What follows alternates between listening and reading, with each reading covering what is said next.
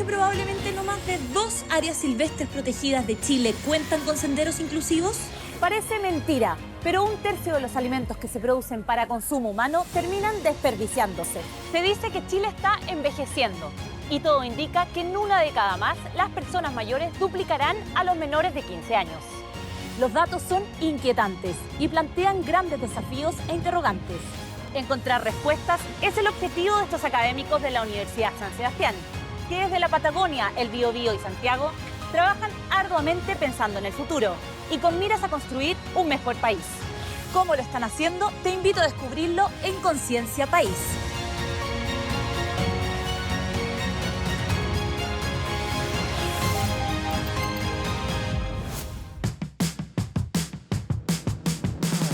En un país con más de 4.000 kilómetros de costa, generar nuevo conocimiento en torno al mar es fundamental para su cuidado, como también para el desarrollo sostenible de las actividades económicas que allí se realizan.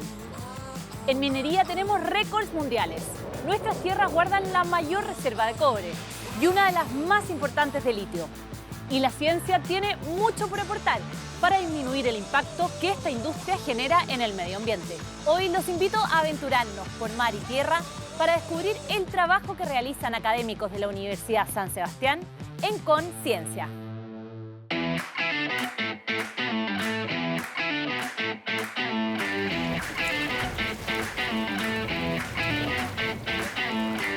Se estima que anualmente se producen unos 390 millones de toneladas de plástico en el mundo. Dependiendo del tipo de materiales, estos tardarán entre 100 y 600 años en cambiar sus propiedades y casi ninguno se desintegrará, es decir, permanecerá en el ambiente. Ejemplo de ello es que cada año unos 20 millones de toneladas de plástico terminan en ríos, mares o lagos. Algunos habrán visto las verdaderas islas de basura que flotan en los océanos. Sin embargo, también están los trocitos fragmentados o microplásticos, que no se observan a simple vista, pero no por eso dejan de contaminar. El problema es que aún no sabemos sus consecuencias. Alarmadas por esto, un equipo de científicas de la Universidad San Sebastián lleva más de 10 años recabando información. Sus resultados son decidores. Y hoy día nos vamos a embarcar con ellas para conocer estos resultados desde acá, desde la ciudad de Puerto Montt. Acompáñame. En 2024 comenzaron sus expediciones a bordo del Centinela, este velero científico de la Universidad San Sebastián, en el que ahora navegamos hasta el seno de Reloncaví.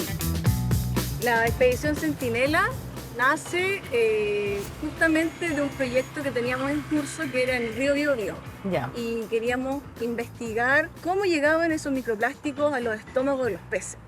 Porque habíamos encontrado residuos de microplásticos en los estómagos de los peces. Dijimos, bueno, estudiamos el Biobío, que es uno de los principales ríos de la región.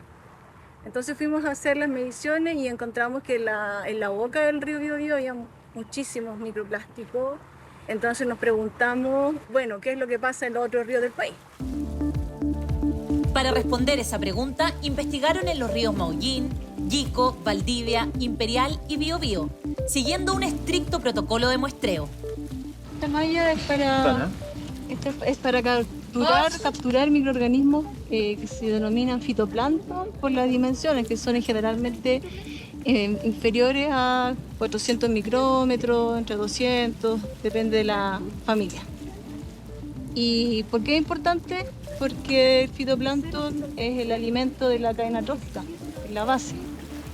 ¿Ya? Entonces, si no tenemos fitoplancton, no vamos a tener a los organismos que están un poco más arriba de su orden trófico y así sucesivamente llegamos a los peces.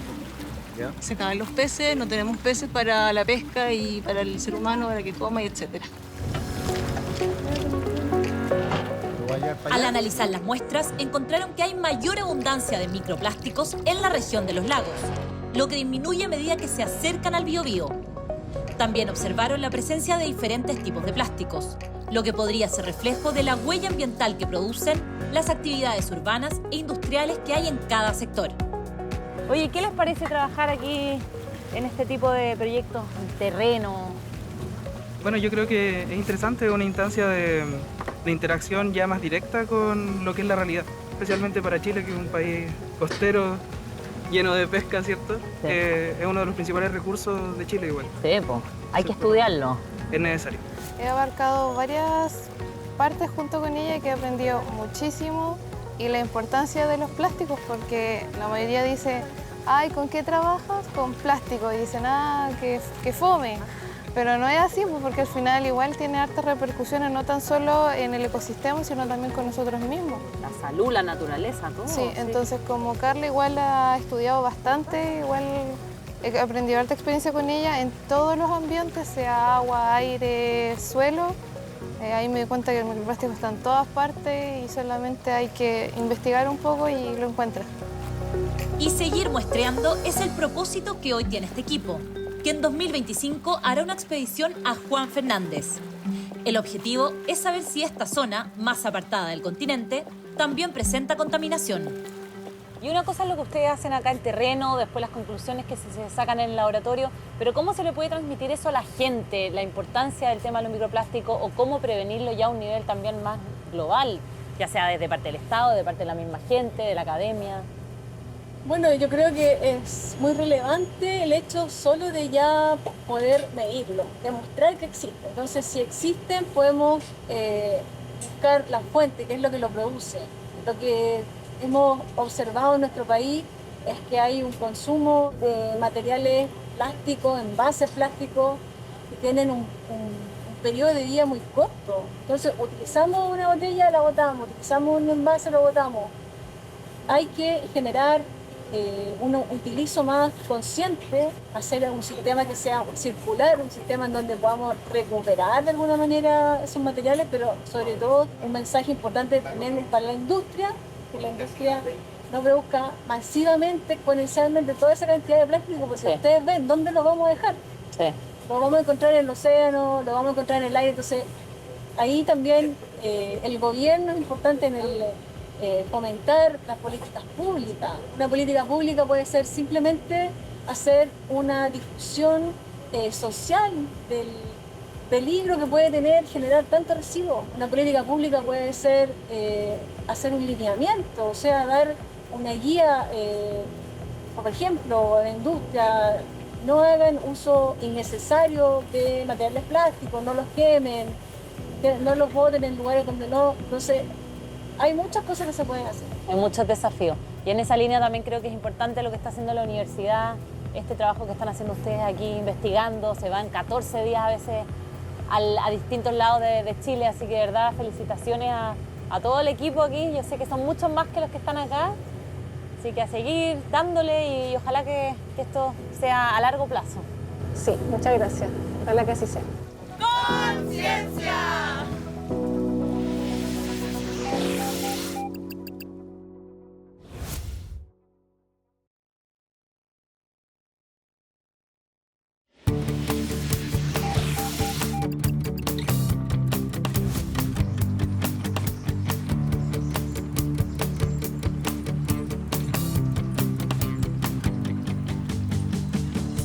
Llegamos acá hasta el Centro de Cultivo Experimental de Aqua Chile para conocer el trabajo que realiza un veterinario de acuicultura. Se trata de un académico de la Universidad San Sebastián que lleva más de 30 años trabajando en la identificación de virus que afectan a los salmones. Este trabajo le ha validado grandes hallazgos y ahora nos va a contar un poco más de qué se trata esto. En estas 3 décadas de trabajo se han enfocado en identificar virus que afectan a los salmones y comprender cómo emergen, se diseminan y pueden convertirse en pandemias. Para ello, periódicamente hacen muestreos en terreno.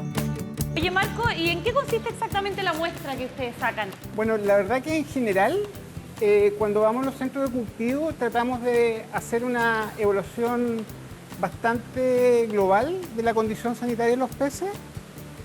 Obviamente hacemos un examen externo, vemos el comportamiento en la jaula. Generalmente, si hay algún problema sanitario, tratamos de tomar muestras dirigidas a aquellos peces que presentan algún problema de natación, algún problema en la condición externa. Y una vez que tomamos las muestras, procedemos a realizar lo que se llama una necropsia, que es un examen post-mortem, donde describimos los principales hallazgos desde el punto de vista patológico, pero además tomamos muestras para diferentes tipos de análisis bacteriológicos, parasitológicos para detectar parásitos, muestras de tejidos para análisis histopatológico y específicamente lo que nosotros hacemos es tomar muestras para hacer análisis virológico. Nosotros tratamos de alguna manera estudiar aquellos virus que los podemos cultivar, los cultivamos y aquellos virus que no se pueden cultivar tratamos de caracterizarlos genéticamente con el fin de entender un poco la dinámica de los virus en los centros de cultivo. Más tarde, las muestras son analizadas en el laboratorio, donde Marcos me invita a continuar conversando sobre una de las crisis más graves que ha tenido la industria salmonera, el virus ISA. Antes de su identificación en 2007, él llevaba una década trabajando en patógenos, sin saber que se estaba preparando para lo que estaba por venir. Y en el año 2007 aparece una enfermedad de etiología desconocida. Los peces morían y nosotros determinamos que había un cuadro hemorrágico y toda esta experiencia que acumulamos de no encontrar nada nos sirvió para rápidamente detectar que estábamos frente a la presencia del virus ISA. Esta era una enfermedad, la primera enfermedad viral que afectaba a los salmones en la etapa de cultivo, en la etapa de engorda. Entonces el impacto fue muy importante. El primer caso fue diagnosticado en invierno del año 2007 y ya a fines de diciembre del mismo año el virus se había diseminado por toda la 10ª región y ya habíamos detectado el primer caso en la 11ª. Y el año 2008 el virus se diseminó a todas las áreas donde se cultivaba el salmón del Atlántico, incluyendo la 12ª región. Y después es una historia bastante larga, pero la verdad que el impacto económico, social, medioambiental del virus fue tremendamente importante, pero también la enseñanza, como tú dices, de la colaboración público-privada que hubo en ese momento entre la industria, las autoridades, la comunidad académica, científica, fue tremendamente relevante. Tomamos la experiencia de Noruega, Escocia, Canadá, implementamos las medidas de bioseguridad en el país, la industria implementó todo un sistema para poder prevenir este tipo de epidemia y el día de hoy se presentan no más de un caso por año. Así que es un tremendo éxito después de haber reducido la industria, de haber pasado de producir 600.000 toneladas a menos de 100.000, se recuperó, la verdad que muy rápido.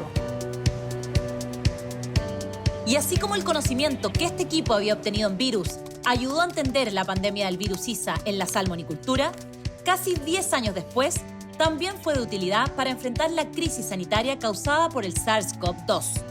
Cuando se detecta por primera vez los primeros casos de COVID en Wuhan, y nosotros vimos que era un coronavirus que se diseminaba rápidamente a Europa, la verdad que sabíamos perfectamente que este virus iba a producir una pandemia y nos preparamos.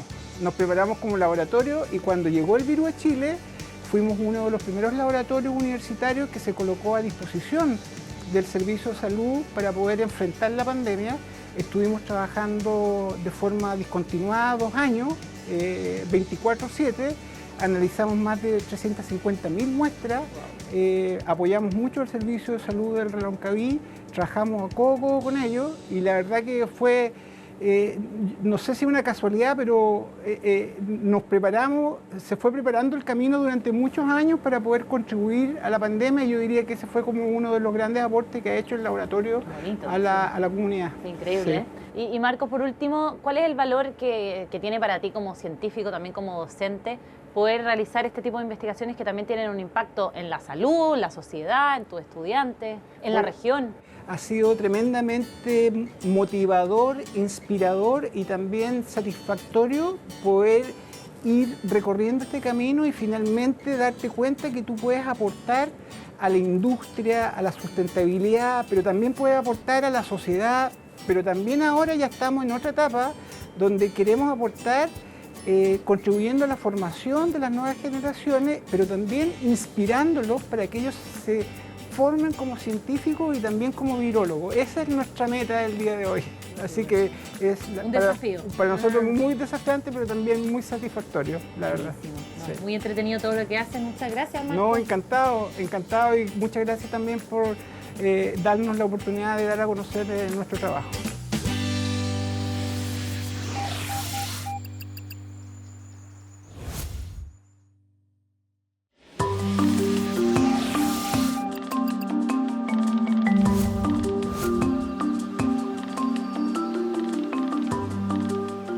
resistir condiciones de alta salinidad como las que hay en el desierto de Atacama, de temperaturas bajísimas como las de la Antártica, o crecer con solo la presencia de minerales rocosos parece imposible.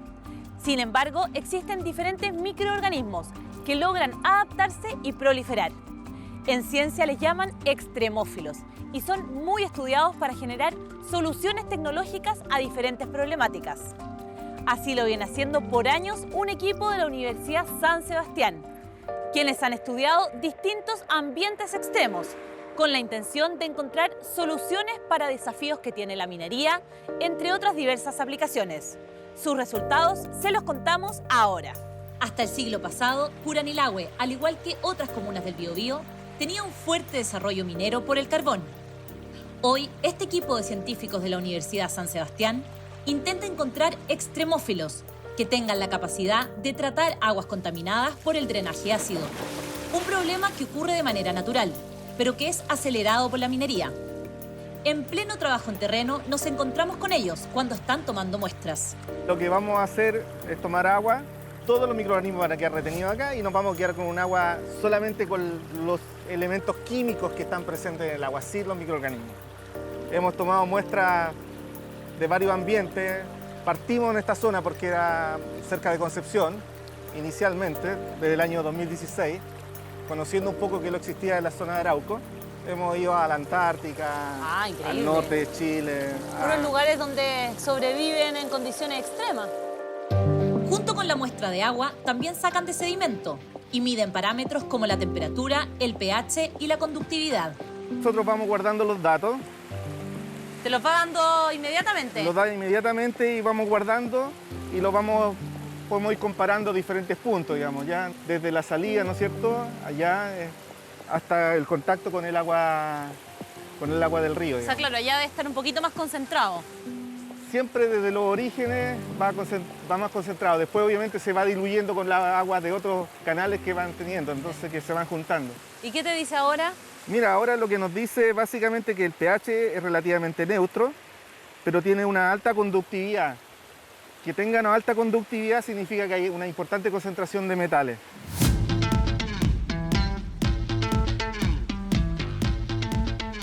Tú sacas estas muestras, las estudias. ¿Cuál es el resultado a nivel más práctico, digamos? ¿Qué pueden hacer ustedes con esto, con estas investigaciones? En el año 2020 publicamos un artículo del primer animal descubierto en Chile, pero en este caso el primer microorganismo aislado en nuestro país, digamos, y fue de este tipo de ambiente. Fue una mina que está más cercana acá. Bueno, para nosotros fue obviamente un hallazgo diferente, ya eso lo publicamos en una revista internacional y fue bastante importante porque creo que en todo Chile y en Sudamérica no se había descubierto un microorganismo de este tipo en este tipo de ambiente. ¿Ya? Obviamente en otros países sí, digamos, pero este fue el primero en Latinoamérica. Después obviamente nos interesaba qué microorganismos están presentes y después las aplicaciones. Entonces las aplicaciones, por ejemplo, tenemos varios proyectos actualmente, todos más que nada relacionados con bioremediación, tratamientos de este tipo de agua. ¿Podemos remediar con estos microorganismos este tipo de agua? Eso es lo que nos interesa ahora. ¿Y se puede o eso todavía no se sabe la respuesta? Estamos trabajando en eso, así que ya llevamos varios años trabajando porque nos interesa ese tipo de tratamiento, ya no es tratamiento químico, porque igual tú lo podrías tratar con procesos químicos, pero estamos más interesados en procesos más como denominados amigables con el medio ambiente. Que son estos mismos microorganismos. Acá hay microorganismos que generan este problema, pero también tenemos los otros microorganismos que solucionan el problema. Perfecto. Y para encontrar respuestas, el trabajo en el laboratorio es fundamental. Bueno, los pasos a seguir luego de obtener las muestras es que para asegurarnos de tener los microorganismos, nosotros tenemos que hacer diluciones seriadas o pasarlos a una placa para poder mantenerlos en el tiempo. Ya. Dicho esto, también nosotros tenemos que hacer extracción de ADN para poder conocer o identificar los microorganismos que están en la muestra. Perfecto. ¿Ya? Una vez que nosotros hacemos extracción de ADN, tenemos que secuenciarlos, hacer un análisis de secuenciación. Ese análisis de secuenciación nos podemos obtener, digamos, la biomasa o el bioma dentro de la muestra, ¿ya? De esta forma nosotros vamos a conocer todos los microorganismos que están en nuestra muestra. Podemos saber el género del microorganismo y luego vamos a saber, digamos, a través de literatura en qué podemos utilizarlo. Perfecto, y ahí ustedes pueden saber todas las características de este microorganismo, el género, Claro, y las condiciones también en las cuales ellos sobreviven, porque hay que mencionar que estos microorganismos son extremófilos, entonces obviamente van a necesitar pH acidófilo, temperatura, alguna temperatura óptima, entonces todas esas condiciones nosotros tenemos que buscarlo. A través de estos estudios, el equipo de investigación no solo espera encontrar soluciones para tratar los residuos líquidos de la minería, es decir, los drenajes ácidos, sino también los relaves. Se estima que diariamente el conjunto de la actividad minera del país genera un cerro del tamaño del Santa Lucía con estos contaminantes. Iván, ¿alguna conclusión que has sacado en todos estos años trabajando con los extremófilos aquí en la universidad? Mira, lo más importante, como siempre, creo yo, es buscar soluciones que nacen en Chile, digamos. Eso es lo que nosotros estamos tratando de promover, Made digamos. in Chile. Claro, Made in Chile, con microorganismos propios, no lo andamos buscando en otros países. Existen bancos de microorganismos, ¿eh? Entonces en Estados Unidos, Alemania, Japón, Holanda, donde muchos investigadores van a comprar. ¡Ay, qué increíble! Entonces, pero nosotros lo que hacemos es ir a buscar el ambiente. Entonces, obviamente es un trabajo más largo, complejo, porque hay que partir de cero prácticamente, desde la placa de Petri, y llevarlo a estos niveles, ¿no es cierto?, de mayor producción, podríamos pensar. Pero lo que estamos haciendo ese es un esfuerzo que estamos comprometidos y, como tú dices, Made in Chile. Bueno, muchas gracias a los dos por llevarnos a Curanilahue, por todo este día de investigación. Les agradezco y muy lindo su trabajo, así que esperemos que tengamos noticias luego de más hallazgos y más resultados. No, muchas gracias por la visita y particularmente porque dar a conocer nuestro trabajo a la comunidad.